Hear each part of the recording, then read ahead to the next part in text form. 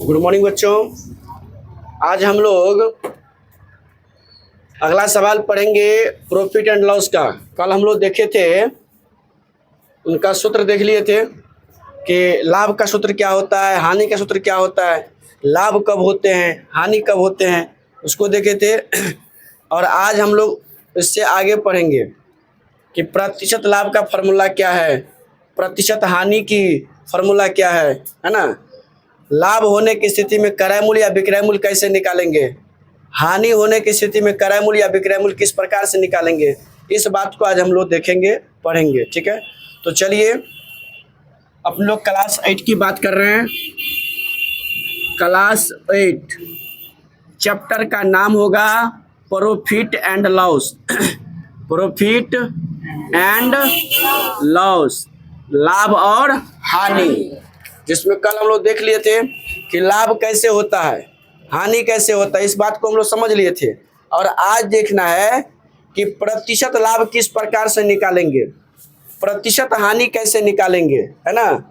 अगर लाभ या हानि हो रहा है तो क्रय मूल्य या विक्रय मूल्य निकालने का फॉर्मूला क्या है, किस प्रकार से निकालेंगे। चलिए सबसे पहले हम लोग बात करते हैं लाभ होने की स्थिति में, समझे, या लाभ प्रतिशत लाभ बराबर प्रतिशत लाभ बराबर फॉर्मूला देख लीजिएगा। प्रतिशत लाभ बराबर फॉर्मूला होता है, क्या होता है जी, लाभ गुने 100 बटे क्रय मूल्य। क्रय मूल्य को सीपी भी लिख सकते हैं आप, है ना।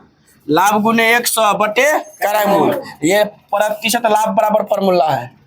प्रतिशत हानि बराबर देख लीजिए, प्रतिशत हानि, प्रतिशत हानि बराबर होता है हानि गुने 100, हानि गुने 100 अब बटा क्रय मूल्य, बटा में क्या कहिएगा, क्रय मूल्य। ठीक है, प्रतिशत लाभ बराबर लाभ गुने 100 बटे क्रय मूल्य और प्रतिशत हानि बराबर हानि गुने 100 बटे क्रय मूल्य। इसका हम उदाहरण देंगे आपको, यानी तो चलिए प्रतिशत लाभ का हम एक उदाहरण दे देते हैं।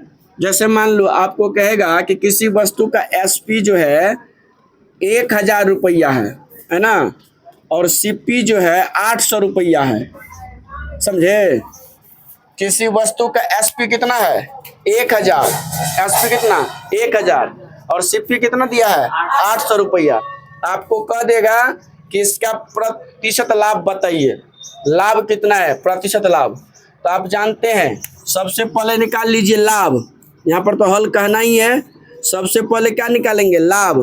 तो लाभ बराबर जानते हो एसपी घटे सीपी, एसपी घटे सीपी।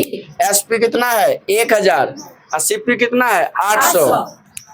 तो यहाँ पर कहेंगे 1000 माइनस 800 रुपया लगा दीजिए यहाँ पर, बराबर 200 रुपया। ये 200 रुपया क्या हो गया आपका लाभ। अब निकाल लीजिए प्रतिशत लाभ, प्रतिशत लाभ। तो प्रतिशत लाभ बराबर फॉर्मूला होता है बाबू लाभ गुने 100, लाभ गुने 100 बटा क्रय मूल्य। क्रय मूल्य को सीपी भी लिखेंगे, है ना। लाभ कितना हुआ आपको 200 रुपया गुना 100 और क्रय मूल्य कितना है 800 रुपया। तो कर दीजिए, 0000 काट दो, 2 चौके 8 और 25 चौका 100, तो 25% आपको लाभ हुआ।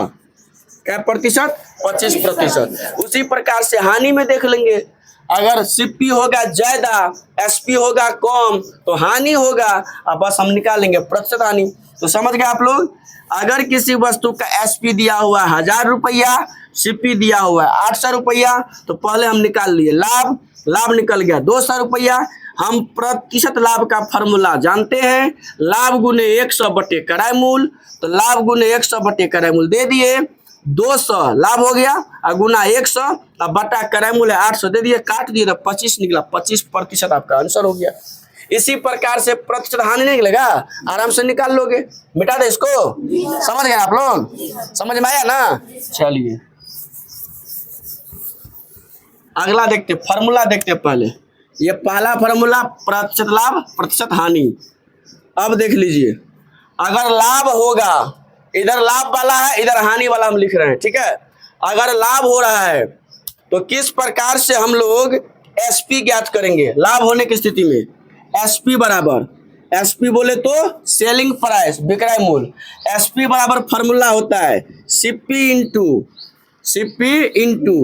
100 प्लस प्रतिशत लाभ, इसको प्रतिशत लाभ पढ़ लेना, प्रतिशत लाभ बटा क्या होता है, बटा में 100, बटा में क्या देंगे 100, समझे? क्या कहिएगा ये रतन जी? एसपी बराबर क्या होता है? सीपी इंटू 100 प्लस प्रतिशत लाभ बटा 100। लाभ होने की स्थिति में जब आपको लाभ हो रहा है और तब कह दे कि आप ज्ञात करो एसपी मतलब सेलिंग प्राइस। किसी वस्तु को बेचने में लाभ हो रहा है, हमको लाभ हुआ है या प्रतिशत लाभ हो गया है, तो कहेगा आपको एसपी ज्ञात कर दीजिए। तो एसपी ज्ञात करने का फॉर्मूला है, सेलिंग प्राइस ज्ञात करने का फॉर्मूला है सीपी इंटू 100 प्लस प्रतिशत लाभ बटा 100। कैसे निकालेंगे आप बताते हैं, पहले एक और फॉर्मूला है इसमें। सीपी बराबर क्या होगा, अगर ये फॉर्मूला याद है तो सीपी बराबर आराम से निकल जाएगा। इधर है, ऐसे इधर ही बना लीजिए, इसी से बना लीजिए। देखिए एसपी के एसपी रहने दीजिए, है ना। ये क्या है गुना में, सॉरी बट्टा में, तो किस में आएगा गुना में, है ना। ये दोनों है गुना में, तो किस में आएगा बट्टा में। 100 प्लस प्रतिशत लाभ, इधर क्या बच गया सीपी बच गया, बराबर सीपी। मतलब यही की है, वो याद है इसे बना लिए हैं। एसपी था ये नीचा में, तो बराबर किस साइड आ गया ऊपर में, ये दोनों था ऊपर में, तो आगे बराबर किस साइड नीचा में। अर्थात सीपी बराबर एसपी गुने 100, एसपी गुने 100 बट्टे 100 प्लस प्रतिशत लाभ। सजा कर ली तो इसको सीपी बराबर कहेंगे एसपी गुना 100 हॉल के बटा 100 प्लस प्रतिशत लाभ, समझे। लाभ होने की स्थिति में वही बात दोहरा देंगे हानि में, तो हानि में कहेंगे एसपी बराबर क्या होता है, हानि में एसपी बराबर बताइए। जब हानि हो रहा है तो 100 माइनस प्रतिशत हानि बटा 100, चूंकि हानि में चलेगा। अगर हानि अगर हो रहा है तो इंटू सीपी भी होगा ना, यहाँ होगा ना, सीपी इंटू कहिएगा ना। एसपी बराबर सीपी इंटू 1 माइनस प्रतिशत हानि बटा 100। एसपी बराबर सीपी इंटू 100 माइनस प्रतिशत हानि हल के बटा 100, ये होता है ना। अब इसका निकाल लीजिए एसपी, सॉरी सीपी, एसपी तो निकाल लिए, अब सीपी कैसे होगा देखिए। तो वही बात कीजिए इसमें भी, एसपी ये नीचा में है तो ऊपर में, ये दोनों ऊपर में है तो नीचा में, 100 माइनस प्रतिशत हानि, इधर क्या बच गया सीपी। सजा कर लिख दो, सीपी बराबर एसपी गुना 100 बटा 100 माइनस प्रतिशत हानि। आ गया समझ में? ये पहला फॉर्मूला, ये दूसरा फॉर्मूला और ये तीसरा फॉर्मूला, इसी प्रकार से इसमें भी है, समझे। बनाए कैसे ये बता दिए इसको, ठीक है। तब प्रतिशत लाभ बराबर लाभ गुने 100 बटे किराए मूल्य। लाभ होने की स्थिति में एसपी बराबर सीपी इंटू 100 प्लस प्रतिशत लाभ बटा 100। लाभ होने की स्थिति में सीपी बराबर एसपी गुने 100 बटे 100 प्लस प्रतिशत लाभ, ये हो गया। बस उसी को दोहरा दिए हैं हम हानि में। प्रतिशत हानि बराबर हानि गुने 100 बटे किराए मूल्य। अगर हानि हो रहा है तो एसपी बराबर सीपी इंटू 100 माइनस प्रतिशत हानि हल के बटा 100। उसके बाद प्रतिशत हानि अगर हो रही है तो सीपी बराबर एसपी गुने 100 हल के बटा 100 माइनस प्रतिशत हानि, ठीक है। अब इस पर हम लोग सवाल देखेंगे, ये आप लोग देख लेंगे, नोट कर लेंगे, समझे। और अगला सवाल देखते हैं किस पर कैसे हम सवाल बनाएंगे, क्योंकि आपके सिलेबस में सवाल दिया हुआ है। सवाल को देखते हैं क्या सब है और कैसे बनाना है। मिटा दें इसको, मिटा देना। चलिए तो हम सवाल पढ़ते हैं और आप लोग बताइएगा। चलिए सवाल पहला पढ़िए, तो सवाल क्या है?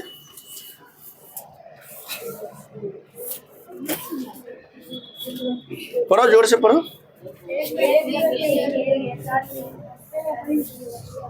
देखिए, एक व्यक्ति के वेतन में 10% वृद्धि होती है यदि उसका नया वेतन 1,54,000 हुए ना रे, कहीं कहीं से 1,00,000 लाख है ना, 1,54,000 रुपया है, तो उनका मूल वेतन ज्ञात कीजिए। समझे? एक व्यक्ति का वेतन बढ़ गया कितना? 10%। 10% बढ़ने के बाद 1,54,000 हुआ, तो कहा 10% बढ़ने से पहले कितना था, मतलब मूल वेतन कितना था। तो मूल वेतन कैसे निकालेंगे, मतलब 10% जब बढ़ा उससे पहले, जिस दिन बढ़ा उससे पहले कितना था। चूंकि 10% बढ़ के हुआ 1,54,000, तो उसके पहले क्या था। तो बस आप फॉर्मूला पर सेट करोगे। सवाल को हम फिर से पढ़ देते हैं, आप लोग गौर से सुनिए कि एक व्यक्ति के वेतन में 10% की वृद्धि होती है यदि उसका वेतन आज 1,54,000 रुपया है, तो उसका मूल वेतन कितना था।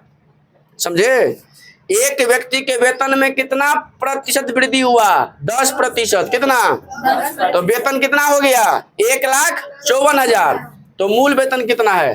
तो देखिए यहां पर लिखेंगे, डायरेक्ट हम प्रतिशत लाभ बता देंगे कि कितना वृद्धि हुआ। सॉरी, क्या निकालना है? सीपी।